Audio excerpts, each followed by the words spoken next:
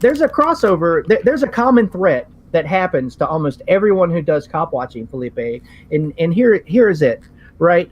I can't tell you how many times I've been told and either threatened by a cop or told by an EMS worker that I'm violating HIPAA because I'm filming from a public sidewalk.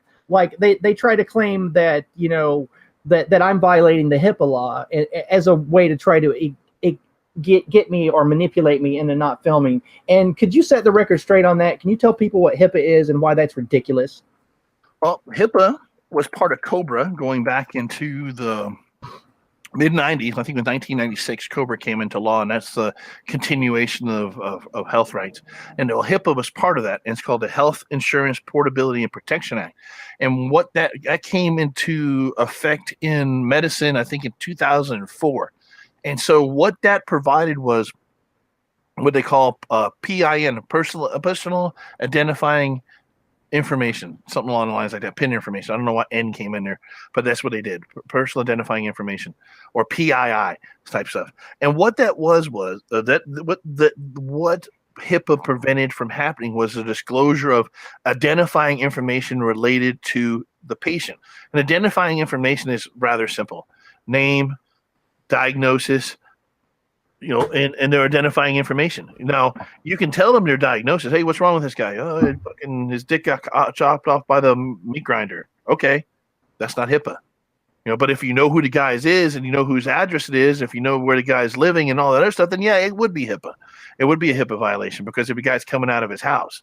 And so here in that situation there, unless you're present while personal identifying information is released and you're a patient care provider, you have no expectation to provide, you have no expectation to protect that.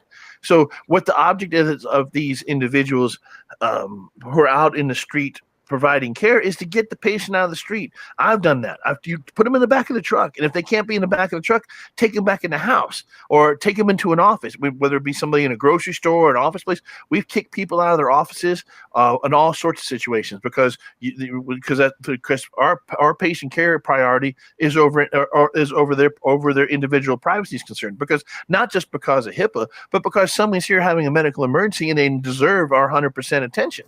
And so, and why have, and especially if it's a person complaining of chest pain, we're going to have to expose their chest and actually put a 12 lead EKG on them. Well, not any longer. I haven't done that in quite some time, not since last year at least,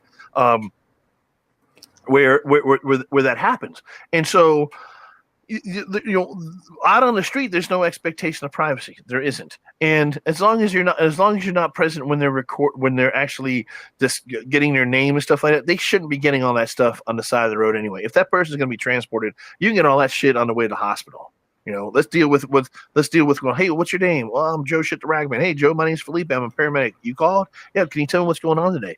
Yeah, that really is. That's really. I didn't have a script, but it is along those lines of that. Hey, do you have any problems with your heart, lung, liver, kidneys? Hey, anything that a doctor told you takes medicine for? I did it for a long time, so I do have a set script. And so to be clear, then when they're, I know this, but like other activists and other cop watchers, when they walk up to you and say that you're violating HIPAA by filming what's going on in a public sidewalk, it's crap. It's total BS because you'd have to be the medical provider, and then you'd have to be releasing information about the person's private details or the PII, for personal identifying information.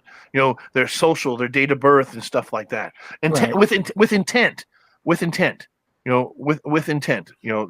And that's what that is. It has to be with malice and intent, and it's not inadvertent. Because what would happen is, there was a question of whether or not every time you go to work for a new agency, you get a series of classes to include bloodborne pathogens classes, which is if it's wet and sticky and not yours, don't touch it, taste it, or lick it. Don't do that. Yeah, don't get none on you. If it doesn't wash off with soap and water, don't get it on your body. Exactly, and so the same thing applies with HIPAA and their policy. So there was a concern initially whether or not when you're giving your radio report to the hospital, so you're going on the way to the hospital, and whether you're going, hey, this is Rescue 65 and around your location with a 65-year-old female complaining of chest pain times 4 days. Patient's vital signs are as follows. Well, you're not giving them the information unless they know where Rescue 65 is coming from and who's in the back of the truck. There's no way for them to know. But so it's not even that. But what we did to resolve some of those issues, they started putting cell phones in the back of these trucks, and we're able to call the hospital directly and really secure that information, because there were situations where these reports were being broadcast to other people saying, hey, that guy's not making it, he's in full arrest. And then next thing you know, there's been shootings at emergency departments where, hey, they're doing a work in a full arrest, or they're doing CPR, and they hear the report, CPR is in progress, 28-year-old female, whatever, suffering a gunshot wound, and no, working full arrest now. And they hear that. People have scanners, back in the day when this was going on, there weren't no Broadcastify app or anything like that, but they were hearing, and next thing you know, they're showing up at the back door at the emergency department wanting to get some action. And there's been, so I can understand the necessity of keeping that type of information secure, but, especially with today's technology, with that capability existing. Now, back in the day, it wasn't possible, but understand HIPAA is now been in effect now, what is it, 14 years, something like that? Yeah, 14 years. It should be commonplace, but understand this. If you expect, like we were talking yesterday on my live stream about Nasty Nathaniel, his case in Morro Bay, and about the investigator determining if there were violations of the law. Well, first off, I would not go to an investigator to determine violations of the law. You know what I'm saying? The violations of the law are not presented by cops. They're presented by district attorneys. Why? Because they know the law. So why would you hire a private investigator to do a investigation on a police chief for violations of the law? I know exactly why, Felipe. It's because you want to appear in the media. The municipality of Morro Bay wants to appear in the media as if though they're being objective and they're having a third party do it. Right. So it's all propaganda. It's all shit. That's why.